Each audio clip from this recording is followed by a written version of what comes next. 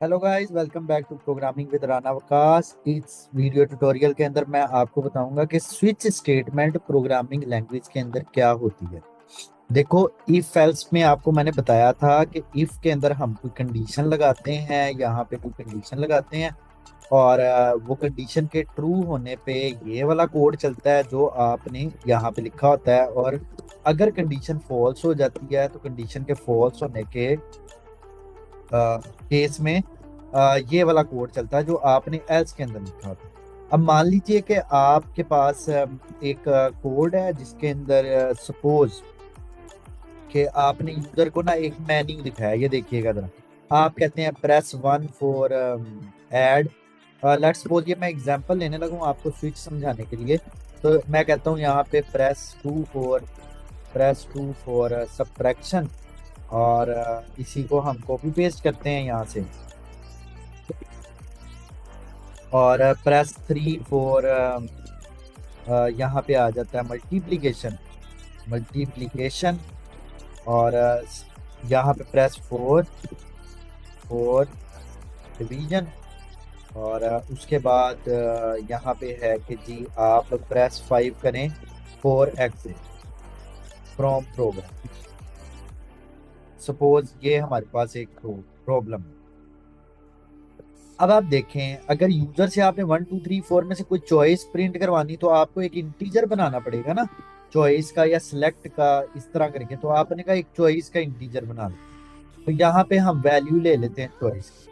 अब देखें, जब ये प्रोग्राम चलेगा तो ये जब मेन्यू दिखाया जाएगा ना यूजर को, तो यूजर इसमें से कोई एट अ टाइम एक वैल्यू सिलेक्ट कर सकता है। या वो 1 कर सकता है, या 2 कर सकता है, या 3 या 4 या 5, या फिर इसके अलावा। तो अगर तो इफ एल्स लगानी हो तो मैं इफ में लिखूंगा कि इफ चॉइस अगर डबल इक्वल टू है ना 1 के, तब आपने एडिशन वाला कोड यहाँ पे लिखना है इसके अंदर। एल्स इफ के अंदर मैं कहता हूँ दोबारा फिर कंडीशन लगा देता हूँ कि चॉइस डबल इक्वल टू अगर 2 के हो जाएगी ना, तो यहाँ पे आपने क्या करना है कि कोड लिख देना है सब्ट्रैक्शन वाला। इसी तरह यहाँ पे एल्स इफ अगर तो चॉइस डबल इक्वल टू है 3 के, तो आप कोड कर देंगे मल्टीप्लीकेशन। ठीक है। और इसी तरह 4 के ऊपर आप डिवीजन वाला कोड यहाँ पे कर देंगे एल्स इफ और चॉइस डबल इक्वल टू 4। और यहाँ पे आप डिवीजन वाला कोड कर देंगे। और एल्स इफ यहाँ पे चॉइस डबल इक्वल टू है 5, तो यहाँ पे आप कोड कर देंगे प्रोग्राम एग्जिट होने वाला। ठीक है। और आखिरी जो एल्स होगा ये तब चलेगा जब ना तो ये 1 ट्रू हुई, ना 2 ट्रू हुई, ना 3 4 और 5 ये ट्रू नहीं हुई, तो ये सारी फॉल्स थी, तो एल्स में आ गया। तो यहाँ पे आप एरर प्रिंट कर देंगे CERR। कंसोल पे एरर डिस्प्ले करना हो तो CERR यूज करते हैं। इनवैलिड इनपुट हम इसको कहेंगे, इनवैलिड इनपुट कहेंगे। अब गौर से देखें, अगर तो आप यूजर ने प्रेस किया 1, तो देखो क्या ये वाली कंडीशन ट्रू होगी या फॉल्स। तो ये ट्रू हो जाएगी ना। जब ये ट्रू होगी तो ये एल्स वाले पार्ट्स में नहीं आएगा। ठीक है। तो प्रोग्राम ये वाली चीज चला देगा आपकी। अगर 2 प्रेस किया है तो देखिए प्रोग्राम जो है वो लाइन बाय लाइन चल रहा है ना। तो पहले ये वाली कंडीशन चेक होएगी कि चॉइस क्या 1 के बराबर है। तो यूजर ने तो एंटर किया 2, तो चॉइस तो 1 के बराबर नहीं है, तो ये तो हो जाएगा फॉल्स। फॉल्स के केस में ये एल्स इफ में आएगा, फिर ये 2 वाली कंडीशन को चेक करेगा। इसी तरह सोचे जरा, अगर यूजर ने 4 प्रेस किया है तो पहले कंडीशन ये 1 वाली चेक होएगी, फिर 2 वाली चेक होगी, फिर 3 वाली चेक होगी, फिर 4 वाली चेक होएगी। मतलब वो सारी ऊपर कंडीशंस चेक करता हुआ आएगा, फिर यहाँ तक पहुंचेगा, डायरेक्ट 4 वाली कंडीशन पे नहीं आएगा वो। तो इसमें कोई ना कोई टाइम लगेगा ना, टाइम कॉम्प्लेक्सिटी बैक एंड पे ऑपरेटिंग सिस्टम को कोई ना कोई सीपीयू को टाइम इस पे लग रहा होगा कंडीशन चेक करने पे। तो इसका सोल्यूशन ना प्रोग्रामर्स ने निकाला स्विच। उन्होंने कहा यार कि इफ एल्स वगैरह जब आपको एग्जैक्ट पता हो ना, 1 प्रेस होना है, 2 3 4, मतलब इस तरह करके प्रोग्राम हो जिधर आपको एग्जैक्ट वैल्यू पता है, रेंज नहीं पता। देखो कोई रेंज वाला प्रोग्राम हो ना, जिस तरह मिसाल के तौर पे रेंज वाला प्रोग्राम क्या हो सकता है, मैं कहता हूँ यार एक बंदा है, उसकी सैलरी एंटर करो, वो 1 से लेके 10,000 तक हो सकती है। तो देखो यार वो तो 10,000 के दरमियान कितनी वैल्यू, ये तो रेंज ही है ना, रेंज है ये। तो रेंज तो बहुत बड़ी है। लेकिन यहाँ पे ऐसा नहीं, यहाँ पे 1 2 3 4 5 हमें पता है कि 5 वैल्यूज ही आ सकती हैं। तो आपने यहाँ पे लगाना है स्विच। स्विच किस तरह से काम करता है और इसका सिंटेक्स क्या देखते हैं। आपने लिखना है स्विच। स्विच के अंदर वो वाला वेरिएबल लिख देना जिसपे आप कंडीशंस लगाना चाह रहे हैं, और ये स्विच की आगे ब्रैकेट। अब यार जितनी इसकी वैल्यूज है ना उतने केस बना देने आपने, केस 1, केस 2, ये देखो केस 3, और ये कोलन आपने लगाना, कोलन इसका सिंटैक्स है, केस 4, केस 5।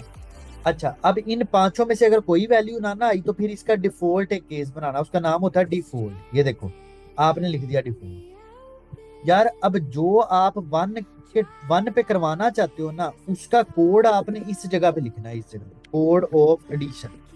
मतलब यहाँ पे आप एडिशन, मैंने वो वाला लिख दिया जो बुक का एडिशन होता है, यहाँ पे लिखना पड़ेगा कोड ऑफ एडिशन। मतलब प्रोग्रामिंग करेंगे आप एडिशन के कोड की, ठीक है। इसी तरह आप यहाँ पे कोड करेंगे किसका, एडिशन वाला। तो मैं एक काम करते हैं, यहाँ पे ना हम वैसे सी आउट कर देते हैं ये वाला मैसेज, ठीक है। असल में तो मैं आपको स्विच का जो है वो समझाने की कोशिश कर रहा हूँ सिंटैक्स, और यहाँ पे यही सी आउट कर देंगे हम लोग टू के अंदर, और लेकिन यहाँ पे क्या कर देंगे, सबट्रैक्शन। यहाँ पे कर देंगे सबट्रैक्शन। इसी तरह यहाँ पे केस 3 के अंदर क्या कर देंगे, केस 3 के अंदर, यहाँ पे केस 3 के अंदर कर देंगे आप मल्टीप्लीकेशन, कोड ऑफ मल्टीप्लीकेशन। इसी तरह केस 4 के अंदर आप क्या कर देंगे, यहाँ पे कर देंगे आप डिवीजन, और 5 के अंदर आप क्या कर देंगे, कोड ऑफ मतलब एग्जिट, एग्जिट द प्रोग्राम। और डिफॉल्ट का मतलब है अगर ये प्रेस नहीं किए तो सी डबल आर यार आपने कर देना, सी डबल आर, और इसमें कह देना आपने इनवैलिड, ये आपने कहना इनवैलिड वैल्यू आपने कहना। अब देखो ये जब स्विच लगा दिया फिर ये आपको इफ एल्स वगैरह ये लगाने की जरूरत नहीं है, क्योंकि आपने स्विच लगा दिया ना। अब स्विच को गौर से जरा देखिएगा, जब यूजर प्रेस करेगा ना 1 तो ये 1 वाला केस चलेगा। अब यूजर प्रेस करेगा 4 तो ये केस 1 2 3 को स्किप कर देगा और डायरेक्ट किधर चला जाएगा, 4 के ऊपर चला जाएगा। मतलब वो 1 2 3 को नहीं चेक करेगा, वो डायरेक्ट 4 पे चला जाएगा। इसी तरह आप करोगे ना 5 अगर प्रेस, तो इफ एल्स के केस में हो रहा था कि पहले इफ 1 वाली चेक होती थी, फिर 2 वाली, 3 वाली, 4 वाली, फिर 5 वाली चेक होती थी, फिर 5 पे ट्रू होता था तो आपका वो 5 वाला जो कोड होता था वो चल जाता था एल्स इफ वाला। लेकिन यहाँ पे क्या होएगा, अगर आपने 5 प्रेस किया ना तो डायरेक्ट ये 5 के ऊपर चला जाएगा, ठीक है। अभी आप देखिएगा जरा, मैं इसको चलाता हूँ, लेकिन इसमें एक छोटा सा प्रॉब्लम होगा। अच्छा यहाँ पे आपने डबल कोट्स नहीं थे लगाए, चलाते हैं इसको। अब देखो मैं यहाँ पे प्रेस करता हूँ 5, तो 5 के केस में उसने code of exit the program तो प्रिंट किया ही किया है, लेकिन साथ इनवैलिड वैल्यू भी प्रिंट कर दी है।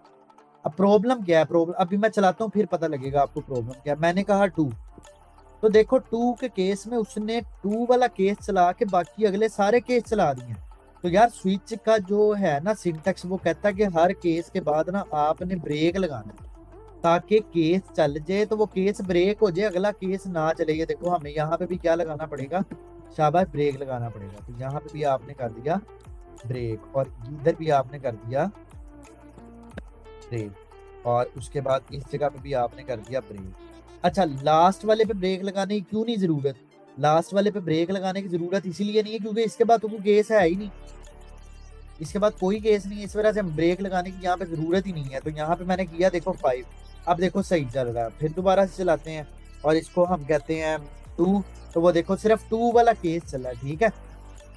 अब सपोज आप ये डिफॉल्ट जो है केस, अच्छा ये जरूरी नहीं है कि आपने एक तरतीब में केसेस लिखने हैं, ये केसेस ऊपर नीचे भी हो सकते हैं। मतलब ऐसा भी हो सकता है कि आप इसको ऊपर लिख लो, ठीक है, इसको आप ऊपर यहाँ पे लिख लो, कोई मसला नहीं है, केस ऊपर नीचे हो सकते हैं।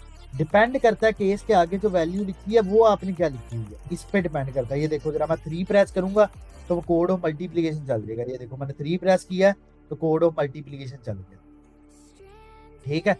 अब ये स्विच का सिंटैक्स हमें पता लग गया, ठीक है। अब आप ये देखें कि यहाँ पे एक प्रॉब्लम हमारे पास जो कि ना स्विच से होनी है। इस प्रॉब्लम का नाम है रोमन न्यूमेरल कन्वर्टर। तो आपको बोला जा रहा है write a program that ask the user to enter a number within the range of 1 through 10, ठीक है। तो आपने क्या करना है कि use a switch statement to display the Roman numerical version of that number, ठीक है। उसके बाद इनपुट वैलिडेशन भी है कि आप लेस देन 1 अगर हो नंबर या फिर ग्रेटर देन 10 हो अगर नंबर जो यूजर एंटर करेगा तो वो एक्सेप्ट नहीं करना, उस पर आपने एरर दे देना। तो देखो हम यहाँ पे एक नंबर यूजर से लेते हैं इंटीजर, ठीक है। हम कहते हैं यार इसमें ना एंटर द नंबर, साथ में कह भी देते हैं enter the number between 1 to 10, मतलब 1 and 10 का, ठीक है, 1 and 10 के दरमियान में नंबर एंटर करो, सीन करवा लिया आपने। अब यार अगर तो नंबर जो है वो लेस देन 1 हुआ, या फिर या का मतलब होता है और ऑपरेटर, देखो और का मतलब होएगा कि यहाँ पे अगर लिखा ना नंबर इज ग्रेटर देन 10, तो अब ये दो कंडीशंस आपने लगाई हैं, एक कंडीशन ये है और एक कंडीशन ये है। अब इन दोनों कंडीशन आप चाहते हैं यार इनमें से एक भी ट्रू हुई ना, अगर 1 से नीचे गया या फिर 10 से ऊपर, तो एक भी कंडीशन ट्रू होने के केस में आपका प्रोग्राम नहीं चलना चाहिए। आपको यहाँ पे कह देना चाहिए कि यार ये तो CRR एक इनवैलिड नंबर आपने एंटर कर दिया, तो यहाँ पे कह देते हैं इनवैलिड नंबर, ठीक है, यहाँ पे इनवैलिड नंबर आपने कह दिया। तो ये और ऑपरेटर क्या करता है, ये करता है एक भी कंडीशन ट्रू होएगी तो ये प्रोग्राम का ये इफ का अंदर वाला कोड चल जाएगा। और अगर एंड ऑपरेटर लगाया होगा ना ये वाला, अगर एंड ऑपरेटर, तो एंड ऑपरेटर के केस में ये वाली ये जो दोनों कंडीशंस हैं ये ट्रू होंगी तो तभी ये वाला इफ का कोड चलेगा, अदरवाइज ये नहीं चलेगा, ठीक है। अगर आप एंड ऑपरेटर लगाना चाहते हो तो फिर आपको कहना पड़ेगा कि यार number greater than equal to 1 होना चाहिए और लेस देन इक्वल टू 10 होना चाहिए, तो तब तो नहीं एरर आएगा। जब इनमें से एक भी कंडीशन फॉल्स हुई ना तो ओवरऑल एल्स में चला जाएगा वो कोड, ठीक है। देखो ना, अगर नंबर जो है 1 और 10 के दरमियान में नहीं होता, ठीक है, तो इनमें से एक कंडीशन फॉल्स हो जाएगी तो एल्स में आ जाएगा, तो एल्स में आके वो एरर प्रिंट कर दें। अच्छा, अब अगर कंडीशन ट्रू हो जाती है 1 और 10 के दरमियान में नंबर है, तो यार इधर आप लगा लें स्विच, और स्विच के अंदर क्या लिख दें नंबर, ठीक है। तो यहाँ पे केसेस कितने बनेंगे, केस 1 बनेगा, ठीक है, इसमें आप सी आउट कर दोगे ये वाला 1, इसको आप 1 कहते हैं, ठीक है, रोमन के अंदर। इसी तरह केस 2 के अंदर आप क्या सी आउट कर, आप सी आउट कर दोगे इस तरह करके। अच्छा, हम ना मैं सारे केसेस लिख लेता हूँ, केस 3, केस 4 और केस 5, इसी तरह केस 6, इसी तरह केस 7 हो जाएगा, इसी तरह केस 8 हो जाएगा, इसी तरह से केस आपके पास 9 आ जाएगा और केस 10 आ जाएगा, ठीक है। अब ब्रेक आपने सबके अंदर लगाना है, वो भूलना नहीं है ब्रेक लगाना, अदरवाइज सारे केसेस चल जाएंगे। यहाँ पे ब्रेक लगा दी, इधर भी ब्रेक, इधर भी ब्रेक, यहाँ पर भी ब्रेक, इधर भी ब्रेक और ये भी ब्रेक। अच्छा, ये ऊपर वाले में ब्रेक लगाना मत भूलिएगा आप, यहाँ पे भी हमें ब्रेक लगाना पड़ेगा। ये देखो, ये मैंने यहाँ ब्रेक लगाया।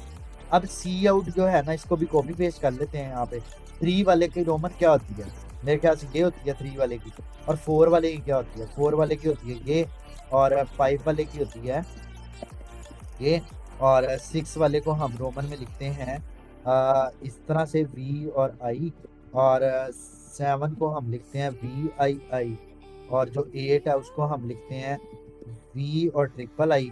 अच्छा, 9 को हम लिखते हैं कि IX लिखते हैं हम, ठीक है, और 10 को if I am not wrong, और 10 को लिखते हैं हम लोग ये X, ठीक है। अब इस प्रोग्राम को ना हम चला के टेस्ट करते हैं। ये देखो, जब टेस्ट किया तो 1 के केस में वो देखो रोमन उसकी प्रिंट हो रही है। इसी तरह दोबारा चलाते हैं यहाँ पे इसको, और यहाँ पे मैं कहता हूँ 10, तो 10 के केस में रोमन 10 की आ गई। अच्छा, 7 करके देखते हैं, तो ये देखो 7 किया, 7 की रोमन आ गई। अच्छा, अब गलत नंबर यार एंटर करके चेक करते हैं ना। अब 11 दिया तो वो देखो इनवैलिड नंबर कह रहा है। इसी तरह आप ना 1 से नीचे भी एक नंबर दे दो, 0 दे दो, तो वो देखो इसको भी इनवैलिड कह रहा है। तो ये हम लोगों ने स्विच स्टेटमेंट का यूज देखा है। स्विच स्टेटमेंट होता है जब ये डायरेक्ट आप इसमें आप डायरेक्ट केस पे जाते हो, कोई कंडीशन इफ एल्स वगैरह चेक नहीं होता, आपका टाइम वेस्ट नहीं होता कंपाइलर का, ना ही उसका ऑपरेटिंग सिस्टम का, डायरेक्ट उस केस पे जाता है जो आपने वैल्यू लिखी होती है। लेकिन ये तभी हो सकता है केस लगाना आपने जब आपको एग्जैक्ट पता हो कि यार ये वैल्यू आ सकती, कोई रेंज वगैरह ना हो, तब आपने स्विच का इस्तेमाल करना है।